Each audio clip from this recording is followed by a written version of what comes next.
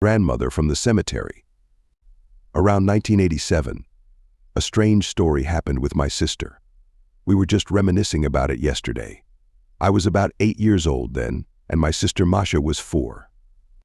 For some reason, my parents decided to visit the grave of my mother's son from her first marriage. At the end of October, her baby had died at 5 months old, either to paint the fence or something else. It doesn't matter. But they took us with them. So it was October, cold, bare trees, gloomy sky, early darkness, and we were at the cemetery. What could children do there? Nothing. The adults were working, painting something, and we were just getting in the way. The grave of our brother wasn't by the road but deeper into the cemetery. It was about 20 meters to the road, but since the trees were bare, you could see everything for kilometers ahead. Mom, seeing that Masha and I were just getting in the way, said to me, "Lita, take Masha and go for a walk on the path. Just don't go far. Stay where I can see you." I took Masha by the hand and led her for a walk. We walked along the path 10 meters one way, 10 meters back. I was reading the inscriptions and Masha was whining. Then she saw a toy on a grave and started whining, "I want that toy." But Mom had always told us not to touch anything at the cemetery, especially toys. Naturally, I didn't let her. Masha got upset, stomped her feet, and said, "I'm upset and I'm leaving." She pulled her hand out of mine. I replied, "Then go." I knew Mom was watching us, and Masha wouldn't go far. I turned towards Mom, saw her painting the fence, and not looking our way. I thought I'd better grab Masha again before she really went anywhere. I turned around, but Masha wasn't there. It was as if she had vanished into thin air. How could a child disappear in just 3 seconds? She was wearing a bright red hat, and with the bare trees you could see for miles around, but no one was there. I ran to Mom. Mom panicked. The child was missing. We started looking, walking around, shouting, calling out. Nothing. Dead silence. No child. It was getting dark. Mom was hysterical. Dad was running around the graves, looking for Masha. Nothing. It was as if she had disappeared into thin air. Mom's legs gave way. She fell to the ground, crying out loud. It was completely dark, and the child was still missing. Dad suggested we go to the entrance. Maybe someone had found Masha and brought her out. We ran there.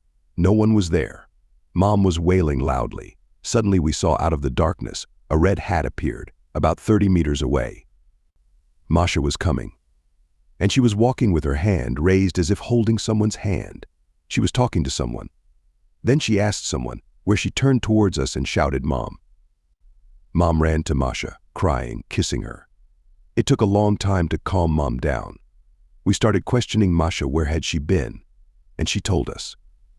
I got upset with Lita and started walking along the path, expecting Lita to catch up with me because she saw that I was upset. I kept walking and walking, but Lita didn't catch up. I turned around and I was standing alone. I couldn't see Lita or Mom. I had walked along the path and hadn't turned anywhere. I started walking back. I walked and walked, but there was no one there. I decided to go to the entrance on my own. I thought that if I kept walking along the path without turning, I would eventually reach the entrance. I walked for a long time. It started getting dark, and I was scared. There were graves all around, but no entrance in sight. Then I saw a grandmother. She looked like someone from a cartoon, a long black coat or dress, and a tall gray hairstyle with a bun, and round glasses. She asked me, "What are you doing here?" I said, "I'm lost, and I'm looking for the exit." The grandmother said, "Come with me. I'll take you to the place where children meet their mothers," but Mom had always taught me not to go anywhere with strangers. So I replied, "No, I won't go with you. Just show me the exit." The grandmother sighed and said, "Well, come on then."